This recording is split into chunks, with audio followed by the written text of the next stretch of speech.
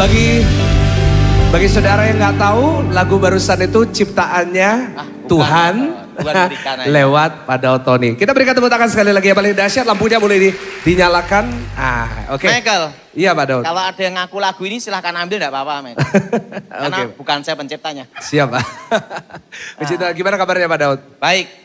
Puji Tuhan. Satu hal yang paling saya takutkan dalam hidup ini adalah satu hal Michael. Ya.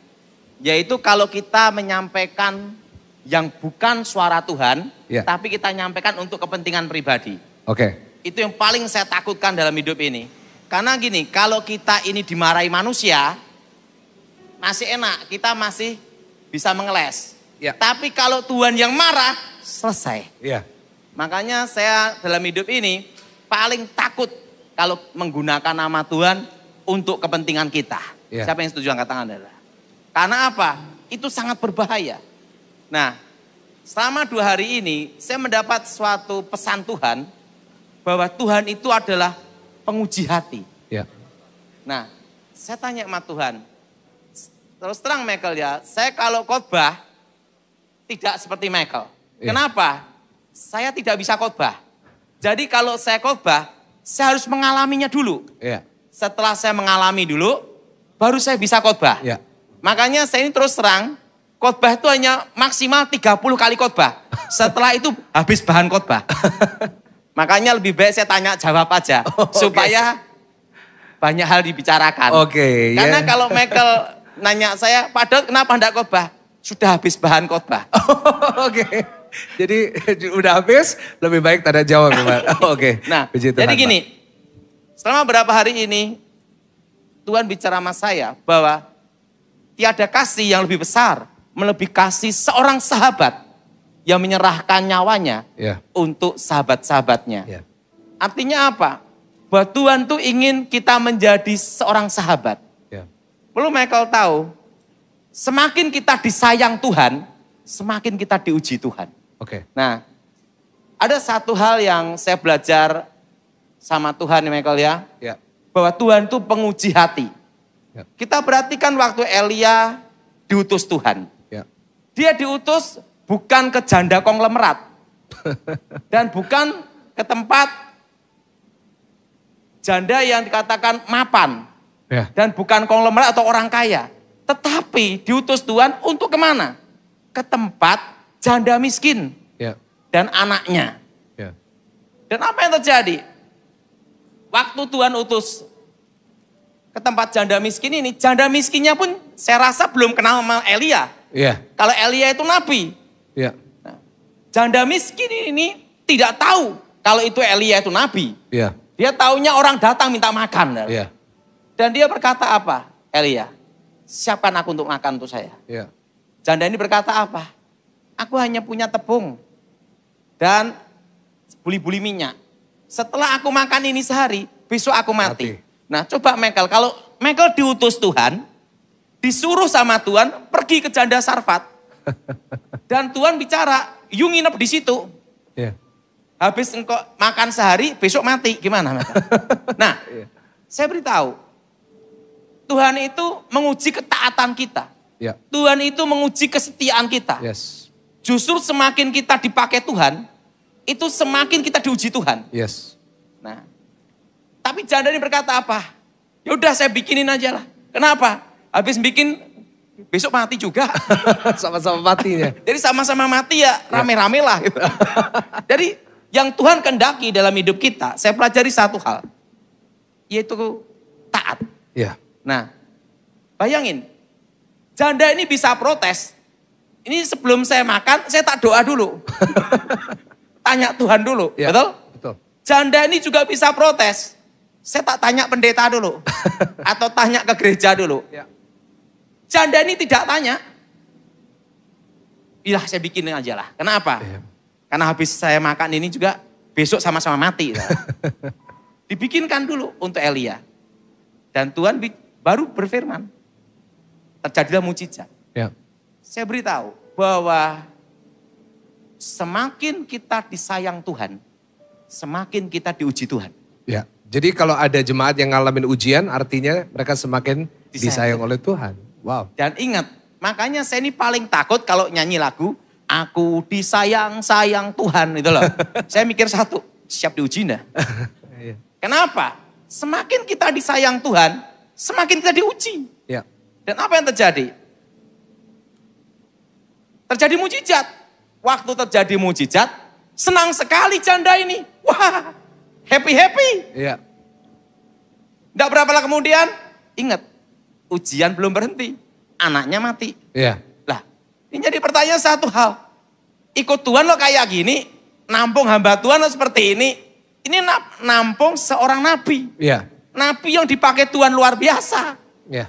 Anak gua mati, gimana? Secara manusia, janda ini bisa protes. Dan dia ngomong gini, apakah engkau datang ke sini hanya untuk menghukum saya? Iya. Tapi ingat, dia melihat mujizat, anaknya hidup kembali. Yes. Artinya apa? Intinya satu dalam hidup ini, yaitu taat. Amen.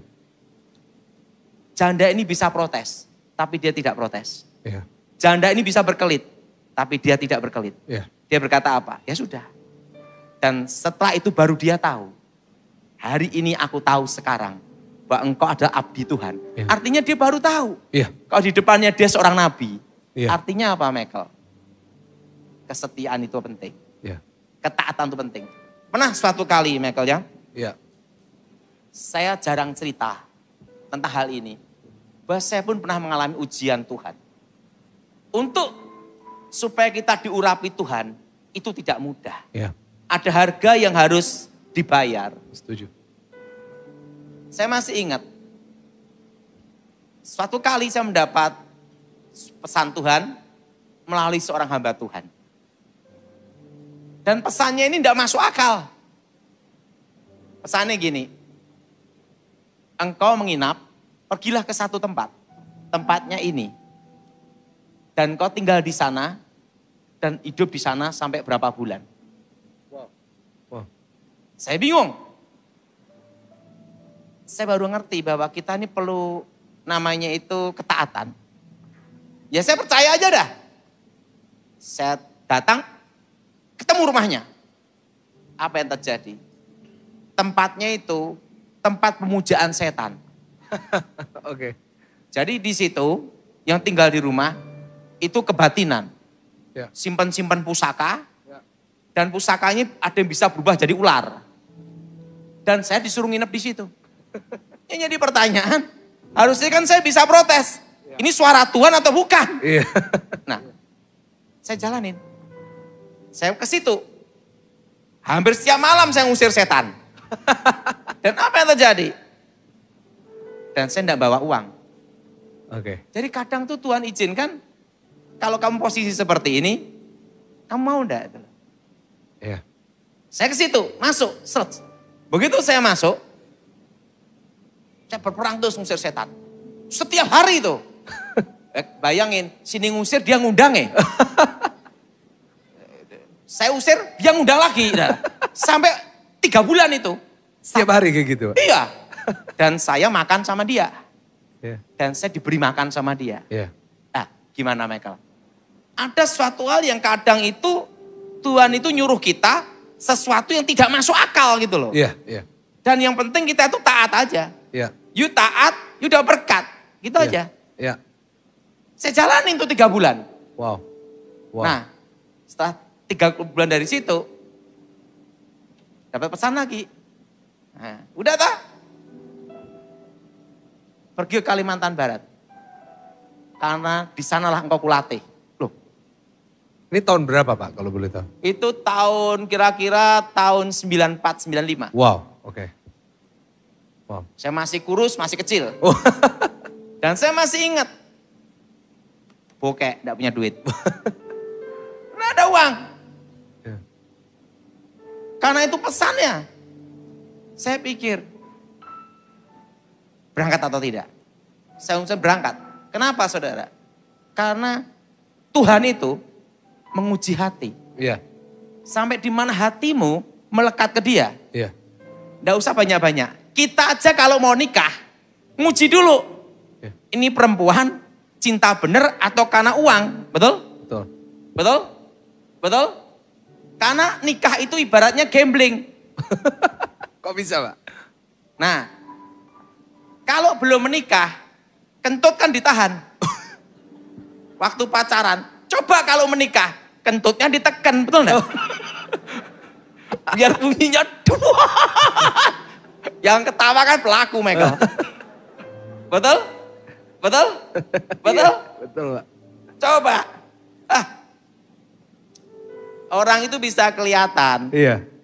Itu nikah setahun atau 15 tahun tuh kelihatan. Gimana taunya? Kalau setahun, nah itu pasti bergandengan tangan. Iya. Kalau 5 tahun, anak satu di tengah, ini gini, ini gini. 10 tahun, jalan masing-masing. Iya kan gitu. Iya. Kenapa saya berkata demikian? Karena saya pelakunya juga. Oh. Saya ini terus terang tidak munafik. Saya bukan muka nabi pikiran kotor. Karena apa? Saya sendiri itu bukan orang romantis. Oh, nggak romantis, Pak? Dan saya ini bersyukur punya istri yang baik. Saya mau kemana urusan kamulah gitu loh. Penting pulang gitu aja. Iya. Jadi saya punya istri itu tidak pernah nanyain. Kamu ngapain ketemu siapa-siapa? Tidak pernah. Karena dia sudah punya pengalaman 10 tahun ditinggal. Iya, Pak. Udah punya pengalaman 10 tahun ditinggal. Wow.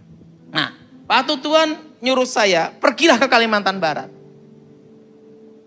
Dan saya hanya dikasih uang 100.000. Nah, waktu dikasih uang 100.000 itu, ini udah mepet, susah. Hidup tergantung 100.000 toh di luar pulau. Ya. Dan itu Kalimantan. Dan bayangan saya satu, kota lah, betul enggak? Iya. Apa yang terjadi? Saya naik kapal, saya masih ingat naik kapal Binaya. Saya dikasih tiket pulang pergi. Tiba-tiba dapat pesan lagi. Berikan uang itu ke hamba Tuhan ini. Kelenger enggak, Michael? Yang jadi pertanyaan, saya nanti makan apa? Iya. Nanti saya di sana bagaimana? Betul enggak, saudara? Betul enggak, saudara? Iya. Betul? Betul. Nanti saya di Kalimantan Barat makan apa? Iya. Dan saya nanti nginep di mana? Iya. Dan saya hidup gimana? Iya. Ingat, Tuhan itu menguji hati. Iya. Iya. Menguji hati kita. Iya, Pak. Sampai di mana engkau percaya dia? Yes. Arti percaya itu tidak bertanya. Yes. Saya ngomong sama Tuhan. Kalau 50.000 tak kasih 50.000, ya cincelah gitu ya. Enggak. Saya hanya dikasih berapa? 10.000, pendetanya 90.000. Iya. Kelenger enggak, Michael? Tapi saya taat, udahlah. Kalau ini memang Tuhan yang nyuruh, ya sudahlah. Saya kasih 90.000. Pendetanya ini ketatap berdarah toh. Dia ngomong haleluya. Saya halilintar, Michael. Kenapa? Saya mikir ini. Ini setelah saya kasih, nanti saya di Kalimantan makan apa? Betul? Iya. Iman sih iman. Iman juga dipikir, betul enggak? Betul? Iya. Jangan hanya Betul, ngomong Pak. iman. Iya, Pak. Memang pendeta hanya haleluya lunas. Kan tidak.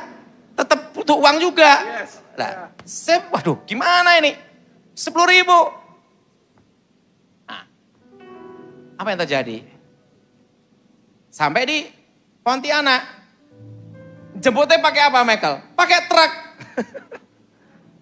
Lah kita kan enggak punya uang. Iya. Ya tinggal 10.000 doang. Kalau kita naik lain-lain, habis gimana? Iya. Ya 10.000 itu pegang rat-rat.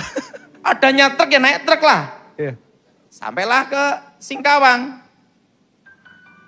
Penugasan sekolah Alkitab.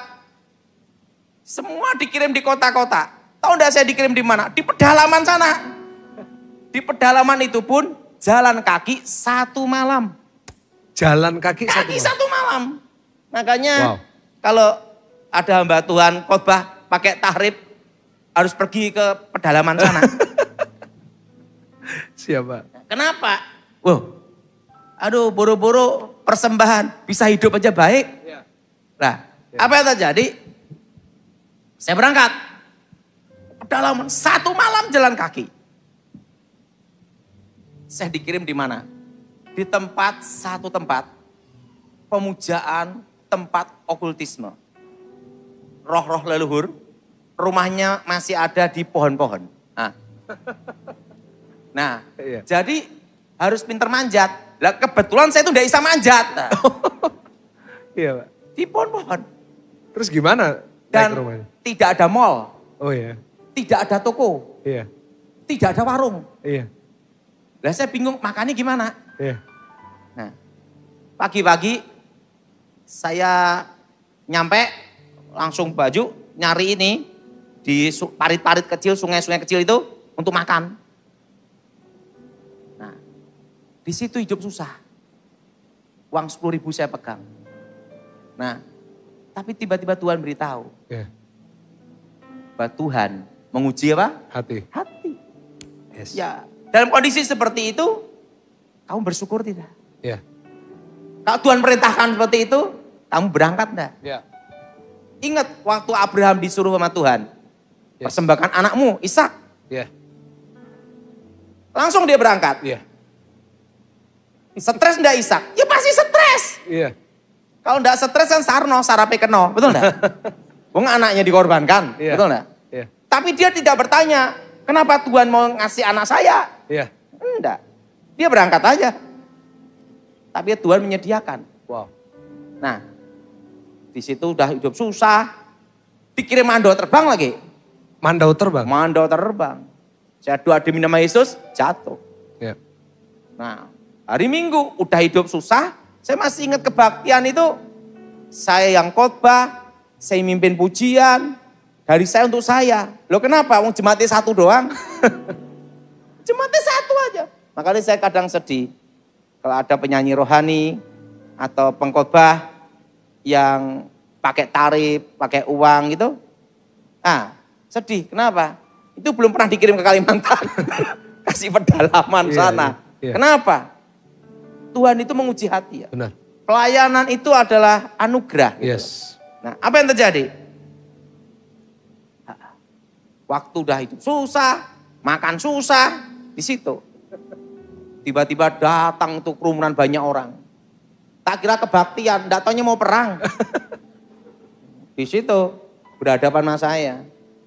Karena yang ngirim itu mereka, ilmu gaibnya. Saya doain dalam nama Yesus, langsung kepala adat, kepala suku kalah. Langsung satu kampung bertobat. Wow, kita berikan tepuk tangan yang paling luar biasa buat Tuhan. Wow. Jadi dari jemaat satu orang, langsung satu kampung. Baptis setiap hari. Wow. Tahu enggak? Hari itu saya makmur. Kenapa? Pagi-pagi langsung rusa. Rusa? Iya, karena kepala adat, kepala sukunya kalah. Oh. Bertobat. Oh. Yang ya otomatis sebelum ini harus sedekah sama sini dulu. Iya. Jadi saya, wah makan yang pertama dulu buruan. Kasih rusa, babi hutan. Karena itu nyiptain lagu seperti kaki rusa gara-gara itu. Iya kan? Iya Pak.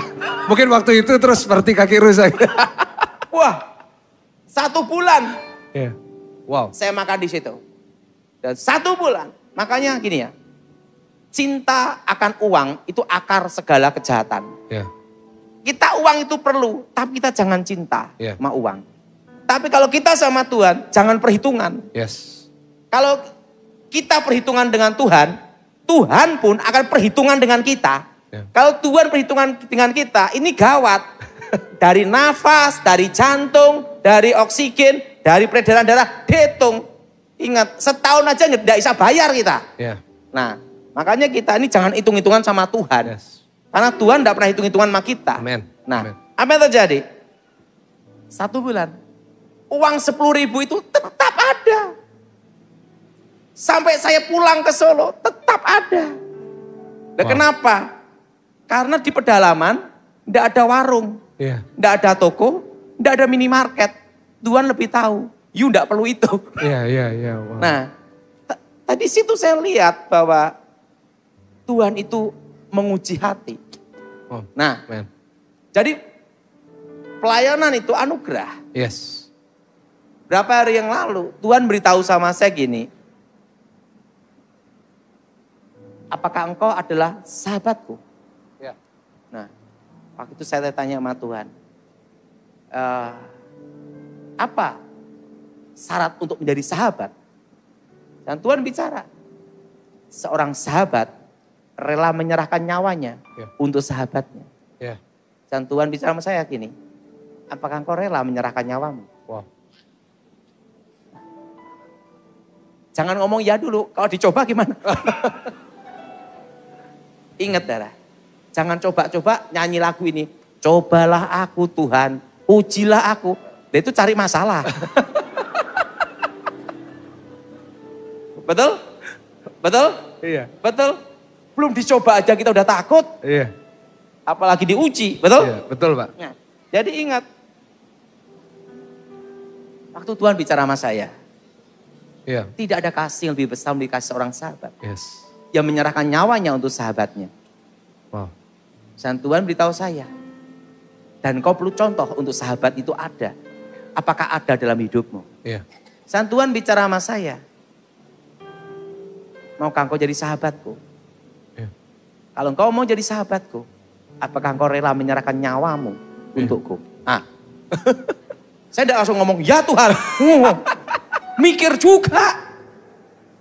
Iya. Dan Tuhan bicara sama saya. Dan kau harus perlu contoh. Kasih seorang sahabat. Wow. Ada enggak dalam hidupmu? Iya.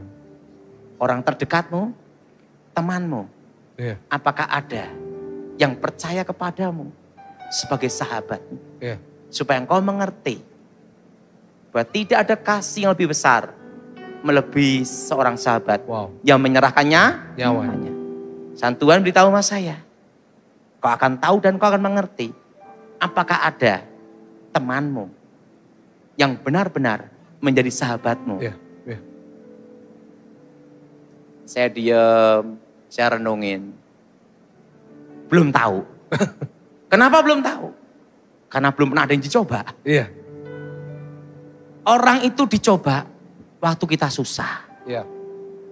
Orang itu dicoba kita sebagai seorang sahabat itu pada waktu kita ada masalah besar. Iya. Dan sesuatu itu adalah tidak mungkin dilakukan. Iya. Tuhan bicara sama saya. Tidak ada kasih yang lebih besar melebihi kasih seorang sahabat. Yang jadi pertanyaan satu. Selama engkau hidup ini, adakah kasih sahabat itu? Iya. Saya diam itu Michael. Iya. Tahu enggak saya diam berapa hari Michael? 3 hari. Sampai hari ini tadi. Sampai hari ini. Sampai hari ini, saya diam. Apakah ada sahabat seperti itu? Iya. Karena Tuhan beritahu saya, apakah ada sahabat yang seperti itu dalam hidupmu? Iya. Tuhan, kalau ada sahabat seperti itu, aku akan rela menyerahkan nyawaku. Iya. Tapi ada enggak dalam hidup saya? Karena belum dicoba. Iya. Karena semua masih semu, betul? Iya. Betul. Betul? Iya. Betul? Iya. Semua perlu ujian. Iya. Dan Tuhan beritahu, cobalah. Iya. Apakah ada kasih seorang sahabat? Iya. Dan kalau engkau menemukannya, apakah engkau merela menyerahkan nyawamu? Wow. Untuk sahabatmu? Iya. Saya tidak bisa ngomong. Iya. Kenapa? Kalau Michael yang ngomong, saya bisa menjawab. Iya. Kalau Tuhan yang ngomong, saya tidak berani menjawab. Iya. Kenapa? Pasti dicoba benar. Betul? Iya. Betul? Betul Pak. Saya ngomong sama Tuhan. Aku belum tahu. Iya. Tapi aku ingin tahu. Apakah ada kasih sahabat itu? Kalau itu ada, saya lakukan. Iya. Langsung Tuhan beritahu saya. Kau akan mengerti nanti. Engkau akan mengerti. Iya. Adakah sahabat selama engkau hidup? Yes. Nah, jadi Tuhan itu menguji hati kita. Ya. Nah, ada yang bertanya sama saya, Februari itu apa toh Pak Daud? Nah itu. Nah itu. Nah ini, betul Michael? Betul Pak. Karena bagi saudara yang nggak tahu, Kan beberapa waktu yang lalu itu di Zoom Pak Daud bilang doa untuk Februari. Desember awal. Desember awal, doa untuk Februari sampai Juli. Juli awal Agustus. Orang semua penasaran memang. Setiap kali saya ketemu sama orang selalu tanya sama saya gitu. Gimana tuh Pak penjelasan dari Pak Daud? Ya. Yang paling saya takutkan dalam hidup ini adalah kalau itu bukan suara Tuhan, saya sampaikan. Walat, kutukan dan itu hukumannya berat. Lebih pakai suara pendeta aja, lebih aman, gitu ya. Nah, awal Desember, Tuhan beritahu saya, kamu berdoa untuk Februari. Ada apa Tuhan? Engkau akan mengerti. Tapi perlu yang kau tahu, tahun 2022 tetap semua belajar normal. Oh, belajar normal Tuhan. Saya berdoa, Tuhan, apakah ada nanti banyak kematian? Apakah akan banyak wabah lagi?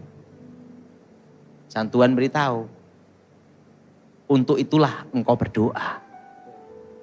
Untuk Februari sampai Juli. Dan kalau engkau doa sungguh-sungguh, dan umatku berseru dalam namaku, aku menjawabnya. Untuk membebaskan dari yang jahat. Saya sampaikan apa tidak ya? Tuhan beritahu, sampaikan aja. Apa yang terjadi? Tuhan beritahu, siap-siap inflasi juga. Berapa tahun Tuhan inflasi atas Indonesia ini? 5 tahun. 5 tahunan inflasi terus. Anak-anakmu gimana Tuhan? Kupelihara. Tapi ingat, berapa hari yang lalu Tuhan beritahu saya, ini pesanku untuk tahun ini. Tuhan menguji hati. Dan sekarang Tuhan mencari sahabat. Ini jadi pertanyaan, sudahkah kita siap jadi sahabat? Karena untuk menjadi sahabatnya Tuhan, itu perlu ujian. Dan ujiannya tidak tanggung-tanggung. Karena seorang sahabat rela menyerahkan nyawanya untuk apa, Michael? Sahabatnya.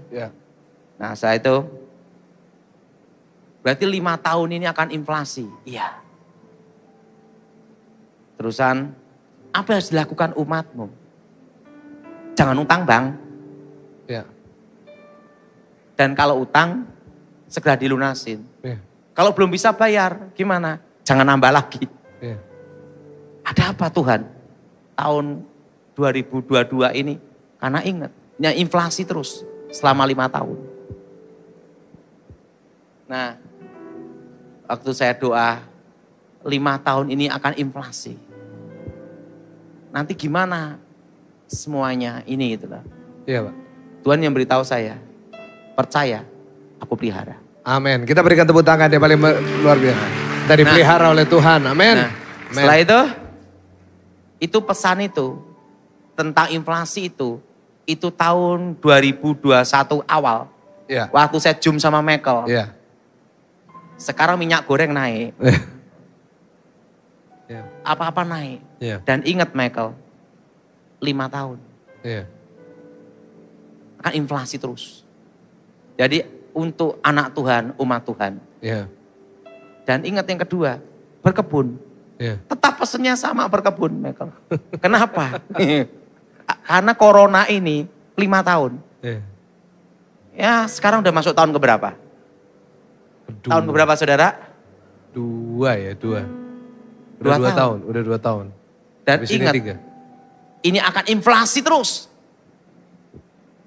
Dan setelah itu mutasi terus. Udah inflasi, mutasi, bayangin. Terusan, tahun ini, apa temanya saya harus khotbah ya Tuhan? Tuhan ngomong, aku menguji hati. Pak. Dan Tuhan ngomong, apakah engkau layak menjadi sahabatku? Dan yang kedua, apakah engkau menemukan sahabat itu? Wow. Nah, ya lihat aja. Nah, jadi pesan Tuhan untuk kita tahun ini, Michael. Yeah. Bahwa Tuhan akan menguji kita semua. Yeah. Bahwa Tuhan memurnikan kita semua. Dimurnikan. Wow. Yes. Dan penting ingat, Michael. Gedung ini kan sewanya mahal. Terus terang, saya kasih tahu, Michael. Tapi jangan tersinggung. Iya. Selama 2 tahun saya pelayanan tempat ini, pernah enggak saya minta persembahan? Enggak. Tidak pernah. Enggak pernah. Karena apa? Kamu aja susah. Iya Pak, iya. Bayar gedung. Nah, iya. Yang kedua, iya. Saya satu hal belajar apa? Iya. Karena saya pernah dikirim ke pedalaman. Iya. Pelayanan itu adalah satu anugerah yang Tuhan berikan. Benar.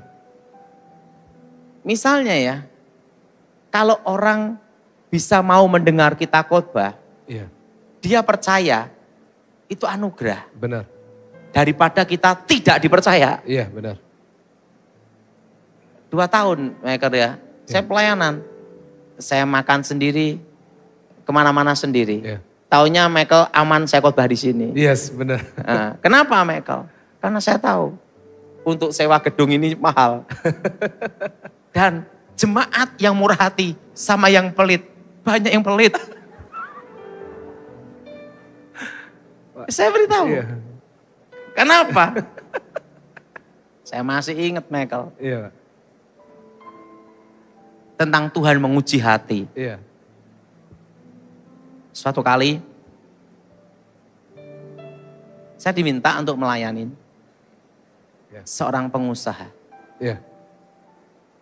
Pengusaha ini kaya raya. Dia punya pabrik. Dan dia punya mobil. Iya. Waktu itu zaman kita sekolah Alkitab. Buru-buru mobil. Motor aja mujizat. Iya. Waktu saya doain ibunya. Tiba-tiba anak muda ini ngomong sama saya. Kan dia kena setan, saya doain setannya keluar. Waktu dia ngasih saya persembahan. Tahu enggak persembahannya Pak? Mobil. Mobil, wow. Sekolah Alkitab dikasih mobil lumayan loh Michael. Wow, betul enggak? Iya lebih dari lumayan Pak. Tapi Tuhan beritahu saya satu hal. Engkau mendapat mobil itu. Nah kalau kita diuji waktu kaya sih santai Michael. Yeah. Ingat Tuhan itu menguji waktu. Menguji kita. Tepat waktu loh Michael. Yes. Jadi ingat. Tuhan itu kan tahu kapan kita bisa diuji. Yes. Jadi Tuhan itu tahu. Yang terbaik nguji kita tuh kapan harinya. Benar. Kapan waktunya kita akan diuji Tuhan. Dia tahu. Benar. Nah posisi seperti ini kok uji gimana? Tuhan beritahu saya gini. Engkau terima mobil itu. Dia akan kehilangan nyawanya. Hah? Maksud gimana? Dia anggap engkau ini cukup dikasih mobil selesai. Iya. Artinya kehilangan keselamatannya. Terusan gimana Tuhan? Kalau engkau tolak mobil itu, dia menemukan nyawanya. Dia mendapat keselamatan. Wow. Karena dia percaya kepadaku. Sekarang ada 2 yang diperhadapkan. Mobil atau tidak. Sekolah Alkitab ini Michael. Iya. Motor aja mujizat. Iya. Itu susah Michael. Kalau waktu kita hidup susah. Ditawari seperti itu yang paling berat. Yes. Ingat, Tuhan itu menguji waktu kita di saat yang paling tepat. Yes. Taat tidak? Ya. Siapa yang setuju angkat tangan? Betul? Ya. Betul Pak. Saya tidak bisa jawab Michael. Secepatnya. Mikir juga. Iya pasti Pak. Mobil. Kalau mobil saya terima, dia kehilangan nyawanya. Mobil saya tolak. Saya keluar tetap miskin juga. Betul? Betul. Dan aku keluar. Tetap miskin seperti ini.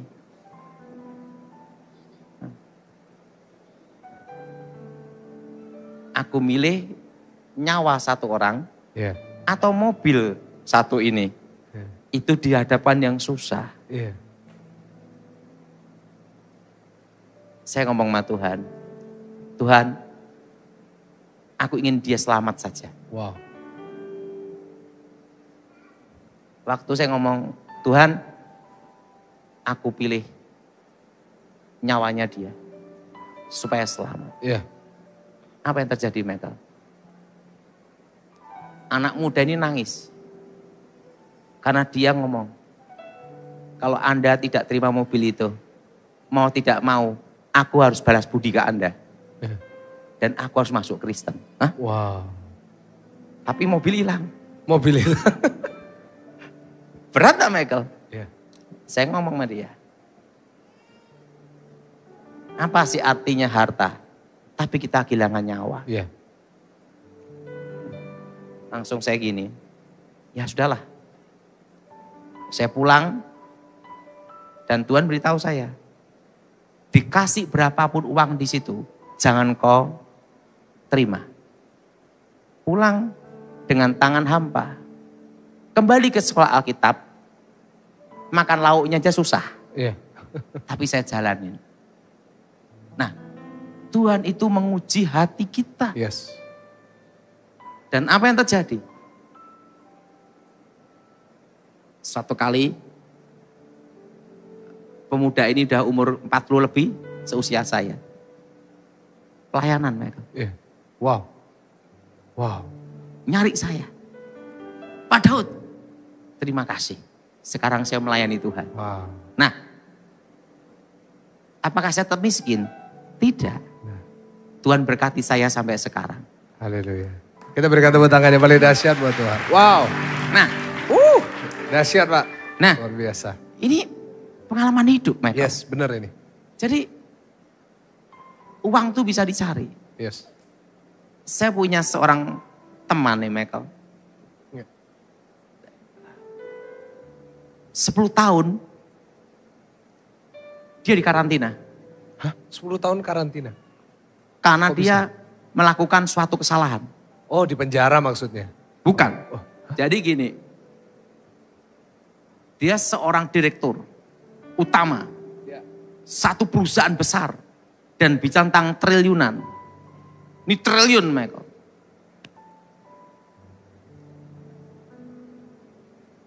Dia kena masalah sehingga perusahaan itu kena likuiditas. Ayahnya marah. Langsung dia dinonjobkan dari seorang direktur utama menjadi orang tanpa jabatan, dikasih satu lantai, satu asisten, satu pembantu. Suruh teriak-teriak sendiri. Hukumannya itu 10 tahun.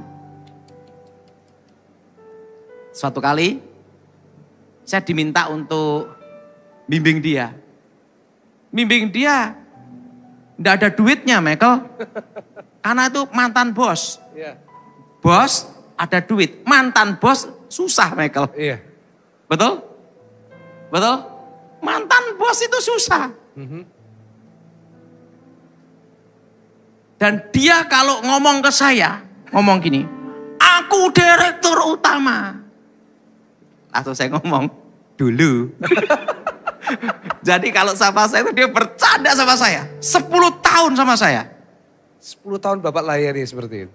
Wow. Dan ingat, dahsyat. Saya tidak terima uangnya dia. Wong dia aja juga dinonjobkan. Dan yang kedua, tahu enggak, Michael?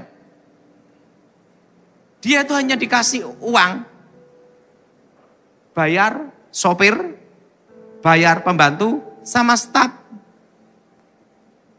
Teriak-teriak sana sendiri. Istri anaknya udah, penting tidak ada posisi, tidak kedudukan. Hidupnya Ingat, yang paling tragis dalam hidup ini adalah bekas orang kaya. Betul? Bayangin dia biasanya, kalau dia langsung datang gini, dibukain pintu.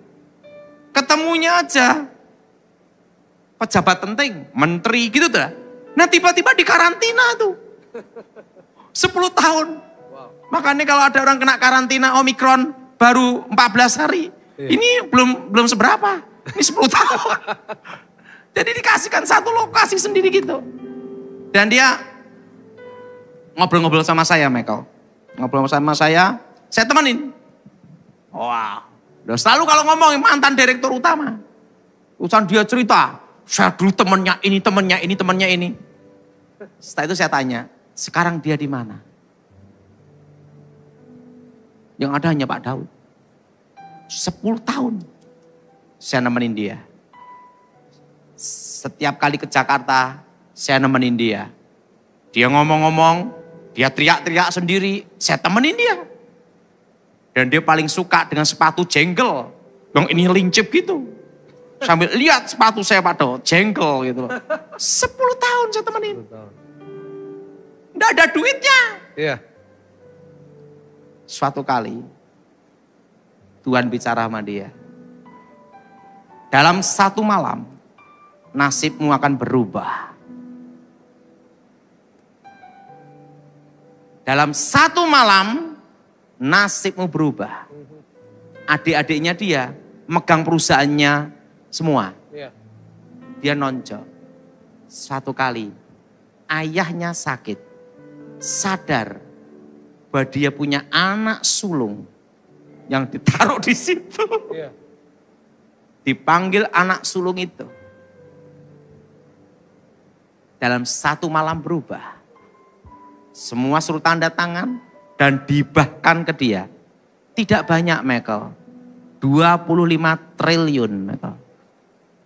Gak banyak, bagi Pak Daud ini gak banyak berarti. Wah, pikir sendiri. Berapa, Michael? 25 triliun. Telo. 25 triliun. Begitu dia 25 triliun, berubah hidupnya. Langsung direktur utama. Langsung kalau ini gini ketemu saya, gitu. Dulu gini. 10 tahun gini. Apa yang terjadi? Apakah saya muncul? Enggak. Saya menghindar. Karena saya enggak mau dia nyari saya waktu dia senang. Udah, saya pergi aja. Saya pelayanan kemana-mana. Dia nyari saya terus. Teman saya yang 10 tahun itu di mana ini? Dia tanya pendeta-pendeta, Daud ada di mana? Kan saya punya nomor handphone tak ganti semua. Wah, dia nyari sampai berapa tahun? Gilbert, kamu dicari itu. Siapa? Oh ini, mantan direktur utama. Langsung tadi ketemu dia. Dia marah-marahin saya. Kamu itu sahabat saya. Waktu saya tidak ada orang yang menemani. Semua saya tidak punya apa-apa. Dan kalau ketemu kamu, saya nyengki.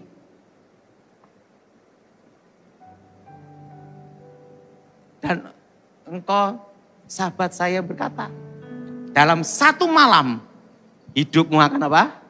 Berubah. Tahu enggak Daud?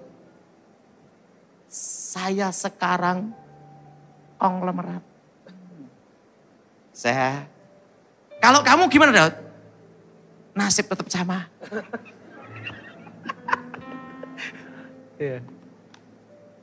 Dia ketawa-ketawa sama saya. Kamu mau gereja, tinggal tuting aja untuk dibangun apa. Kamu mau apa? Tuting aja. Saya bantu kamu. Tinggal kamu ngomong, bangun. Nggak usahlah. Kenapa? Karena aku datang waktu itu sebagai sahabat kamu. Lah untuk balas budi kamu selama 10 tahun, saya ngasih apa? Kasih aja pakan sapi. Oh kamu pelihara sapi? Iya. Kasih aja pakan sapi. Itu doang. Iya, udah cukup. Lah kamu gimana? Pelayanan kamu? Ya gini-gini aja. Kenapa kamu enggak muncul waktu saya nyari kamu mana-mana? Saya enggak mau nemuin kamu lagi. Karena saya tahu kamu udah jadi. Nanti saya datang nemuin kamu, jangan-jangan saya minta sedekah lagi. Lah, saya jangan-jangan minta inilah. Lebih baik gue enggak datang. Yeah. Lebih baik saya enggak mau. Yeah. Lebih baik enggak mau. Langsung dia ngomong, kamu betul-betul sahabat sejati saya. Yeah. Karena 10 tahun, tidak ada orang yang mau ketemu saya. Yeah. Terusan dia ngomong, dia cerita. Tahu enggak Daud, waktu kita bertemu terakhir, kamu berkata dalam 1 malam, nasibmu berubah. Yeah. Betul Daud. Yeah. Ayah saya sebelum meninggal, suruh tanda tangan semua. Saya tanya, berapa? Total semua, 25 triliun. Yeah. Banyak apa dikit Daud? Lumayan. Kenapa? Saya maupun 1 T aja belum pernah lihat, apalagi 25. Saya ketawa-ketawa. Loh sekarang gini aja Daud. Ngomong-ngomong sama saya. Kamu mau gedung mana? Saya kasih. Sewa? Enggak, tak beliin. Nanti bingung pajaknya lah. Nanti saya diuber-uber pajak sebelah gitu. Ketawa-ketawa. Oh, pajaknya gimana? Udahlah, kamu ya saya sebagai kawan, saya enggak mau utang budi selama 10 tahun. Yeah. Kamu minta apalah? Ngomong kayak gitu. Kamu ngomong aja. Gedung mana? 1 lantai untuk kamu. Tinggal ngomong. Enak enggak Michael? Enggak dah. Udah pakan sapi aja. Makan sapi.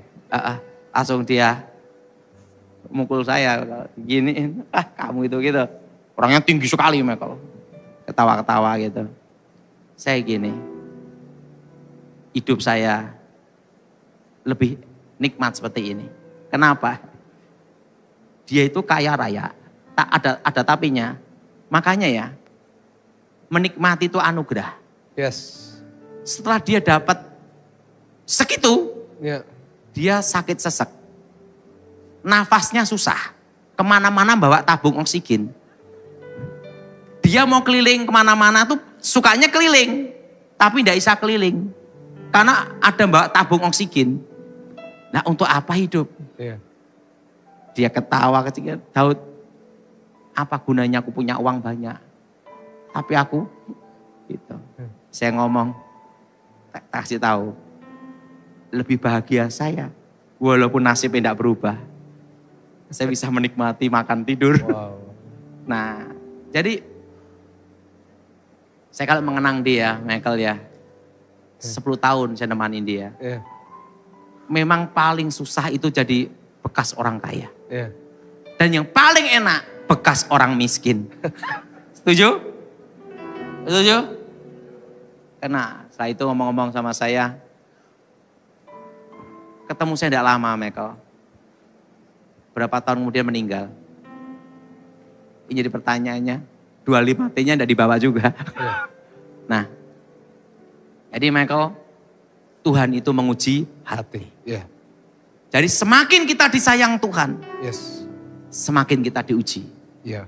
Pak Daud, kenapa Pak? Ya lanjut. Nah, sebagai penutup, bagaimana Pak Daud menghadapi ujian? Nah, ini kasih langkah-langkah buat setiap kita menghadapi ujian. Menghadapi ujian itu pertama, kita enggak usah bertanya. Ya. Kedua enggak usah mikir. Ya. Jalanin aja.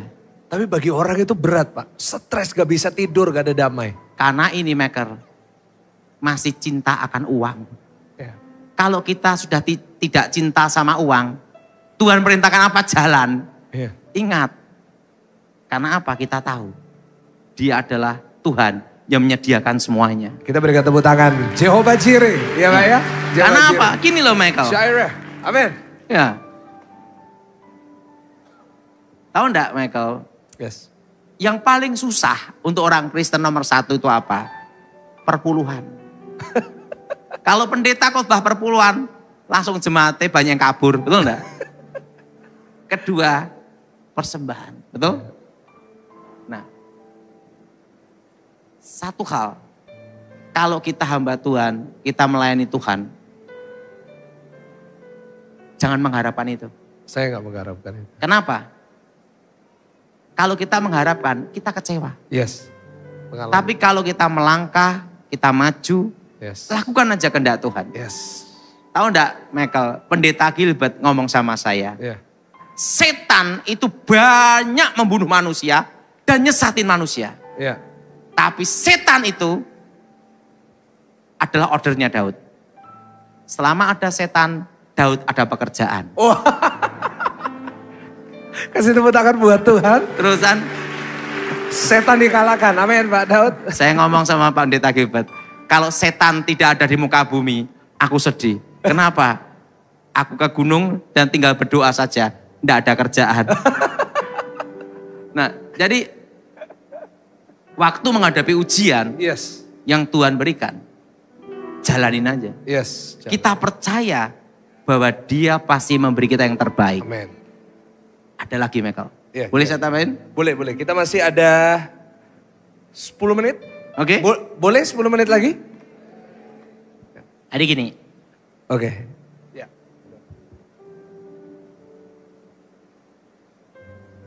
Michael pasti saya cerita tidak percaya. Kenapa Pak? Saya punya kawan. Ya. Namanya Yance. Yance. Oke. Okay. Dia suka burung perkutut. Burung perkutut. Sama-sama saya. Dia juga pernah jadi juri. Teman saya burung. Dan dia beli burung namanya Al Jazair. Wah. Lumayan harganya. 300 juta lebih. Tapi burung ini aneh. Dijodohin susah sekali. Dia lebih suka dengan jodoh betina yang pertama kali. Intinya cinta pertama. Tapi burung ini betinanya jelek gitu loh. Tetapi setiap kali diganti betina apapun, digebukin. Nggak mau. Jadi ibaratnya burung mahal ini sukanya sama si nenek ini. Yang punya burung pusing karena mau dikasih betina yang lebih bagus. Ya. Wah, waktu itu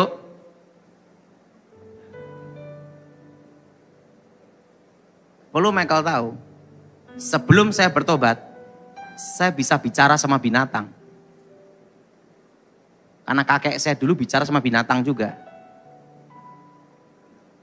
Nah, saya sudah bertobat. Saya datang ke tempat Yance. Cek, ada apa ini? Aku pusing burung saya ini. Kenapa? 300 juta lebih. Sukanya sama nenek-nenek itu. Betina nenek-nenek itu.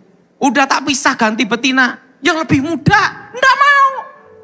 Setia tuh Pak. Dikebukin terus. Tapi kan anaknya jelek-jelek. Wah dia ngomong gini-gini. Saya ngomong sama Tuhan. Tuhan, aku dulu sebelum aku bertobat, aku bisa bicara sama binatang. Saya bicara sama burung bisa, Michael. Burung namanya bahasa batin. Jadi saya diam gini bisa bicara sama binatang-binatang, Michael. Itu ilmu yang diajarkan nenek saya, sama kakek. Sekarang sudah saya bertobat, itu hilang. Waktu saya doa sungguh-sungguh, Tuhan bicara sama saya. Kalau setan saja bisa, apakah Tuhan tidak bisa? Maksudnya, datangi burung itu. Apa Michael terjadi? Saya bicara sama burung itu Michael. Kawan saya Yance, gini nih. Burungnya langsung dari atas turun, nemuin saya. Bicara. Saya bicara sama burung itu. Kenapa kamu tidak mau dijodohin? Tidak selera.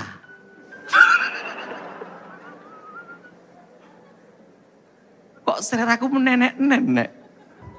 Saya ngomong sama dia. Kalau yang jodohin saya, kamu mau ndak?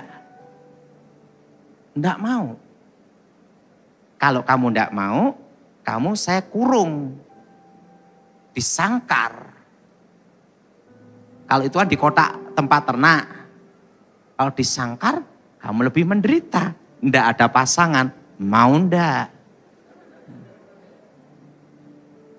Mau kesangkar, burungnya gini. Au, kuku. Gitu. Dia nyaut di depan saya gini. Si Yance gini. Ah, kok bisa bicara sama binatang? Nah, terusan gini. Sekarang saya kasih 2 pilihan. Pilih salah satu. Pertama, kekurungan itu. Kedua, kalau di sini kotaknya besar. Dan kamu bisa enak makannya. Mau milih kurungan itu atau di sini? Dia ngomong apa, Michael? Dia jawab, au kuku. Gitu. Ngomong apa? Aku nyerah. Apapun yang kau kasih, aku mau. Tapi jangan dikasih kurungan itu. Langsung, cek, masukin. Jodoh langsung. Itu padahal setahun dijodohin susah. Yance ngomong ini, Pak Daud, kamu bisa bicara sama binatang ya? Udah diem aja kamu. Tenang-tenang aja. Kenapa? Nanti kalau banyak yang tahu, saya susah. Ada header lokal, saya dipanggil. Diam aja kamu. Ini kan saat tertentu aja. Saya doa Tuhan jawab. Langsung saya kaget. Si Yance ngomong, tahu enggak Pak Daud? Kamu itu adalah satu-satunya orang yang bisa jodohin burung saya, Al-Jazair. Saya ngomong, Yance, itu Tuhan, Tuhan sayang kamu, 300 juta. Langsung dia ketawa-ketawa gitu. Saya dikasih anaknya setelah itu. Dan dia ngomong sama saya, caranya gimana Pak Daud? Kok kamu bisa bicara sama binatang itu? Udahlah, tenang saja. Saya tahu enggak, waktu saya usia 9 tahun, saya udah bisa bicara sama binatang-binatang. Dan setelah saya kalah sama pendeta Gilbert, hilang semuanya. Nah, waktu kamu beli burung ini, yang rekomendasi saya, burung ini susah sekali. Saya kan sedih, Cek. Kamu kan teman saya. Saya doa sama Tuhan. Tuhan, kalau dulu aku punya ilmu seperti dulu, bisa nolong Yance. Bisa bicara-bicara sama binatang. Tapi Tuhan ngomong, apakah Tuhan tidak bisa? Lebih dari bisa. Langsung saya bicara sama binatang itu. Tapi gak terulang lagi ya Pak? Jangan ada order itu. Nanti kalau ada order itu, kasih nanti Doberman yang galak gimana? Tapi satu hal. Iya. Dia tanya sama saya, bicara binatang tuh gimana? Saya diem. Tapi saya bisa bicara dengan dia. Dari hati ke hati. Dan saya ngerti bahasanya dia. Si Yance ngomong, Pak Daud, wah kamu bisa buka untuk perawatan binatang ini. Buka klinik. Enggak usah lah. Hah? Buka klinik. Enggak lah. Karena dulu sebelum saya bertobat, itu yang menyiksa hidup saya. Iya. Karena setiap kali saya mau makan ayam, ayamnya tahu bahasanya. Akhirnya saya makan tempe kan. Oke. Makanya waktu saya bertobat tuh kurus sekali. Oh iya, videonya awal-awal bertobat kurus. Lah setiap kali mau motong hewan, hewannya bicara gimana? Iya, iya, oke. Kan susah. Iya. Kalau sekarang makan apapun jadi Pak? Oh sikat. Karena enggak ada yang bicara. Iya Pak, benar. Jadi kalau kita bisa bicara sama binatang, bukannya happy, susah. Dulu saya pernah bicara sama burung merpati. Sebelum bertobat dulu ya. Burung emprit, burung perenjak, burung-burung Michael. Yeah. Kalau saya panggil dia datang. Yeah. Nah itu ilmu dari guru saya dulu, ngomong-ngomong gini. Nah, jadi setelah bertobat hilang. Dan sama Yance itu bisa Al-Jazair itu. Iya Pak. Nah, ini pengalaman aja. Iya. Oke. Pak, sebagai penutup, kalimat penutup sambil kita semua bangkit berdiri. Ya, pesan Pak Daud untuk menghadapi beberapa bulan ke depan. Ingat, sambil kita bangkit berdiri. Yang jelas, kita doa. Waktu saya dengar suara Tuhan, yes, bahwa Tuhan mendengar doa kita. Yes. Berarti kita tetap semua belajar normal. Saya ngomong Februari. Yeah. Belum Februari sekarang Omikron. Yeah. Habis Omikron nanti Delmikron. Saya itu Megatron. Yang terakhir ada Michael. Klepon. Pak, kita doain jemaat Pak, mereka yang butuh karena tidak semuanya bisa dapat doa ya, didoain. Kita sama-sama langsung doain semua jemaat bareng-bareng di waktu yang sama ya. Ayo.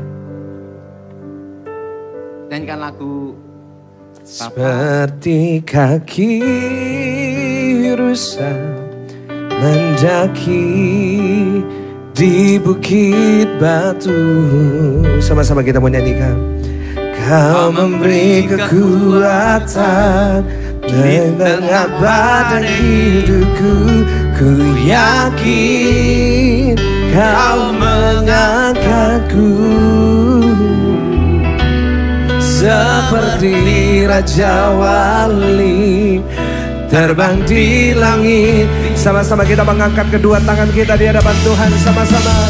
Seperti kaki rusa mendaki di bukit batu. Kau memberi kekuatan di tengah badai hidupku. Ku yakin kau mengangkatku seperti Raja Wali terbang di langit biru. Kau memberi kekuatan, kau memberi kekuatan sepanjang umur hidupku, sepanjang umur hidup. Haleluya, haleluya, haleluya, haleluya. Aku mohon kuasa Elohim bekerja, kekuatan Elohim bekerja. Yes. Bebaskan dari yang jahat, bebaskan dari kegelapan, bebaskan dari kutuk. Darah Yesus, yes, hancurkan segala kutuk. Amen. Darah Yesus, Amen, hancurkan segala mantra. Amen. Darah Yesus, bebaskan. Yes. Demi nama Yesus, roh-roh setan, roh-roh jahat, yes, roh-roh terkutuk, roh-roh gelap, keluar. Demi nama Yesus. Tuhan, kami percaya yang sakit sudah disembuhkan. Amen. Demi nama Yesus. Amen. Darah Yesus sudah bebaskan. Amen. Darah Yesus sudah sembuhkan. Amen. Yang saya dalam pergumulan doa, Engkau jawab ya Tuhan. Yang terikat sudah Kau bebaskan demi nama Yesus. Amen. Amen. Aku mohon kuasa kesembuhan bekerja. Urapan ilahi bekerja. Amen. Kekuatan suci bekerja. Amen. Darah Yesus Kristus Amen. sudah menyembuhkan. Amen. Amen. Darah Yesus Kristus sudah membebaskan. Amen. Bebaskan dari yang jahat. Amen. Bebaskan dari kutuk. Amen. Dan nama Yesus Elohim dimuliakan. Demi nama Yesus. Yang percaya katakan amin. Kita berikan tepuk tangan yang paling meriah. Silakan duduk.